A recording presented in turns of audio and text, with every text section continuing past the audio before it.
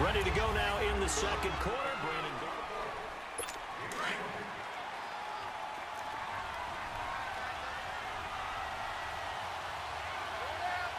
Here we go now. And they'll throw it with Rosen. And the hit jarred it loose. It's incomplete. You get a tight end like this, and you know he's used to dishing out punishment, but here, he's one that has to absorb the contact, and as a result, unable to hold on to the football. Hurry up, here we go. They'll try and run for it. Here's Johnson.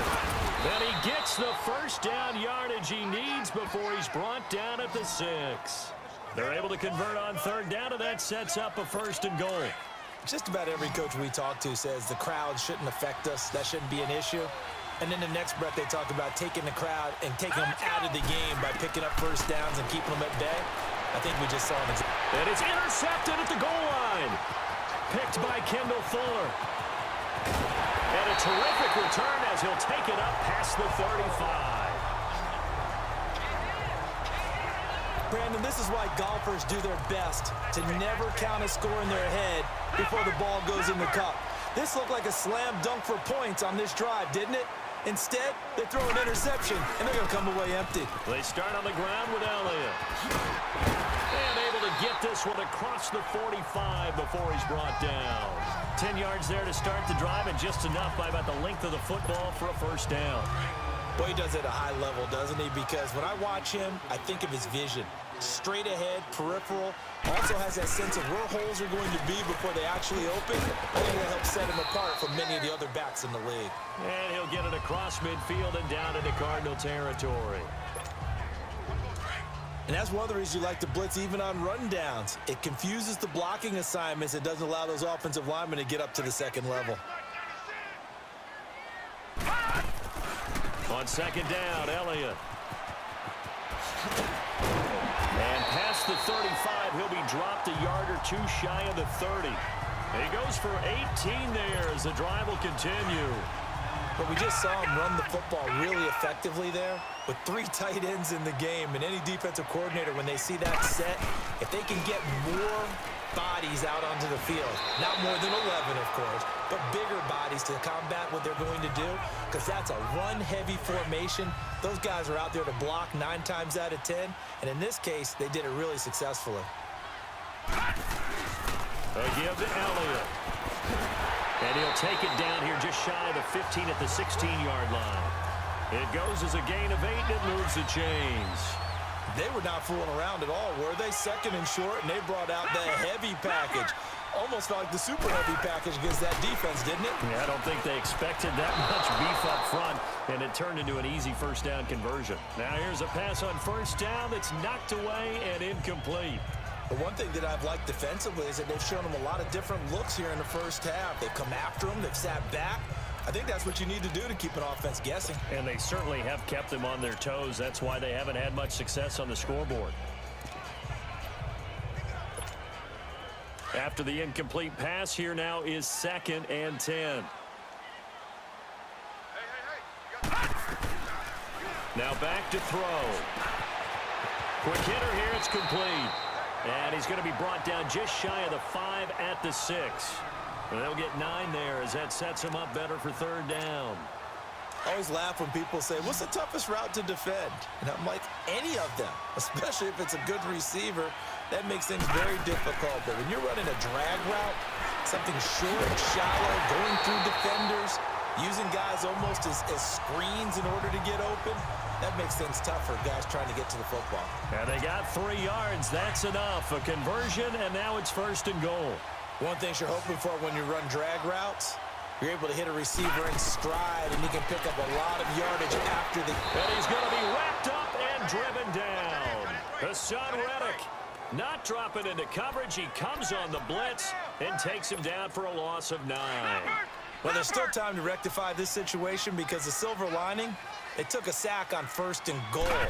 But that close to the goal line, that still definitely hurts. And he's got it. And he's able to get it down to the 2-yard line. A nice job to get 11 out of that pass play, but now they face a 3rd and goal. Some think that teams really won't throw a slant route unless you have a receiver that has a lot of stature to him. But sometimes the little guys, they get lost in there. People can't really locate them, and they run that quick cut on the slant, and oftentimes they can turn it into big. And that is caught. Touchdown, Cowboys. Kevin White, his third touchdown now on the year. And the Cowboys are in for 6. Bailey got the extra point, and that makes it a 7-3 lead.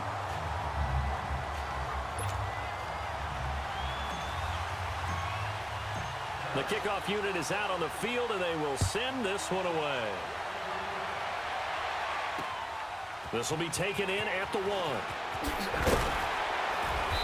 And he'll take this one near the 25, call it the 26-yard line. David Johnson now gears up to help lead this offense back on the field. And I'm wondering if maybe they don't go away from him on this drive a little bit. He's been great, but they haven't scored a lot of points. I think they still have to show him as a threat, make sure he touches it a few times. But as you pointed out, use him as a decoy a little bit and get the ball in the hands of some other people in order to put more points on the board. But he's done a really nice job of establishing them with his running. Yeah, he's established himself well. Now can they put more points up? They'll look to throw on first down with Josh Rosen. That's caught. It's Coleman. And to the 42-yard line here and brought down there. The completion good for 3, and it's second down. And we remind you, coming up at the half, we'll join who, Charles? The coach. The coach, Jonathan Coachman, standing by in Orlando. He'll have stats and scores from games in progress, as well as scores from earlier today. The coach. Sorry, we get slap happy up here sometimes. Now, meanwhile, here's a second down throw that's knocked away and incomplete. I think you have to chalk that one up for the defense there. Someone right on the spot. Excellent coverage. Didn't leave him enough room to come down inbounds, even though he did catch the football. And this time he's got the hook up. It's complete. Well, that'll get him the first down as they get 9 yards out of that quick slant. On first down, it's Rosen. And the Cowboys pressure gets there this time for the sack. Sean Lee. In from his linebacker spot, he's able to drop him for a loss of about 10. Now Rosen to throw on second down. And the grab by Croft. And he'll take it down shy of the 45 at the 46. It's a pickup of 12, and that'll set up a third down. From the gun on third down, it's Rosen. And that's complete to Croft. And he is out of bounds, but not before he's inside the 30. A gain of 19 and picking up the first. And that's how you pick up a first down. Not only does he make the catch, but has enough body control to get his feet down inbounds, toe tapping and dragging to make sure he gets it done. The throw to the left side caught by Coleman. And they'll work it inside the 15-yard line before it's all said and done. And now we won't see a play on first down. We're going to get a timeout instead, as they'll stop it with just over a minute to go before halftime.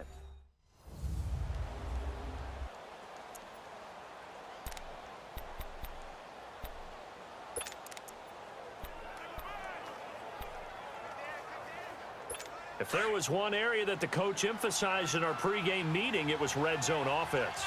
And the sense I got from it, and I think you did as well, they weren't real happy with how they were executing previously, so they put a lot of time and effort into it. And he is into the end zone. Touchdown, Arizona.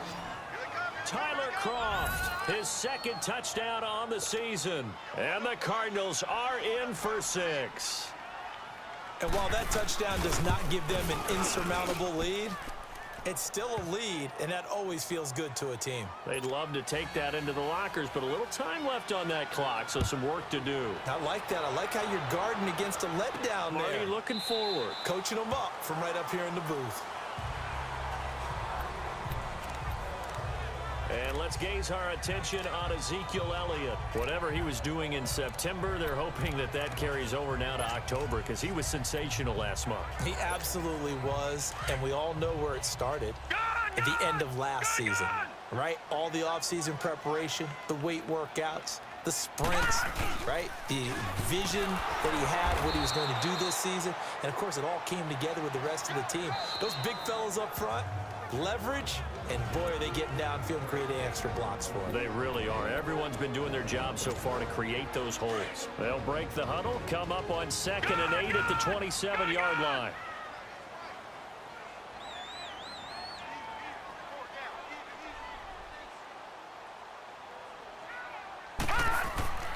They'll look to throw.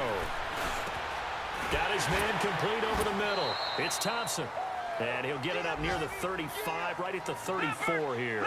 Call it a pickup of 7, and that'll bring up a 3rd and 1. The Cowboys looking to get going again in a hurry. They'll try and run for it with Elliott. And he's able to get the first before he's taken down at the 36. 3 yards there, good enough to keep the drive moving. And now before this first down play, we're going to get a timeout here, as they'll stop it with 27 seconds remaining here in the second quarter.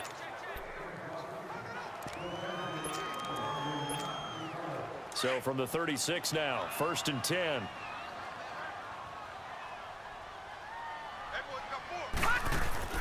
They go play action here on 1st down. They'll roll him out right. He couldn't quite hold it. Got hit. Ball pops out, incomplete. So he can't hang on, and as I watch that unfold, I remembered an expression that I've heard, maybe from you, I don't know, but you're going to get hit anyways, might as well hold on to the ball. Well, you know a coach said that, right? Yeah. Not an actual player. Not a chance at all. Way easier said than done. Flush to his right. Throw right side, taken in by Gallup. And he's going to be out of bounds right at midfield. Holding offense. So a decent gain, still second down on the penalty. It's too bad, isn't it? They were feeling pretty good about it. The only people celebrating, the guys who just gave up that play. Now a shotgun snap as they'll look to throw. Firing quickly here, and that's complete. And he'll get it up near the 35, right at the 34 here. Now a timeout. 7 seconds left in the first half.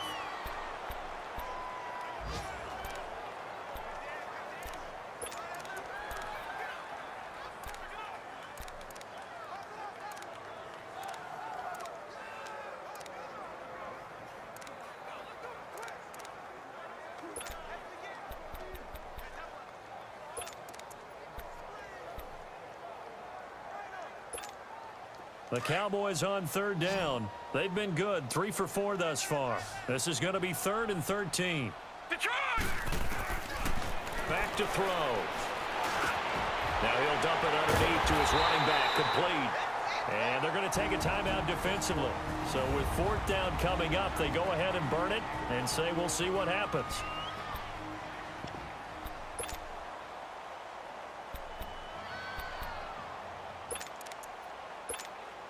And likely time for one final play here in the half, so they will go for it on 4th down.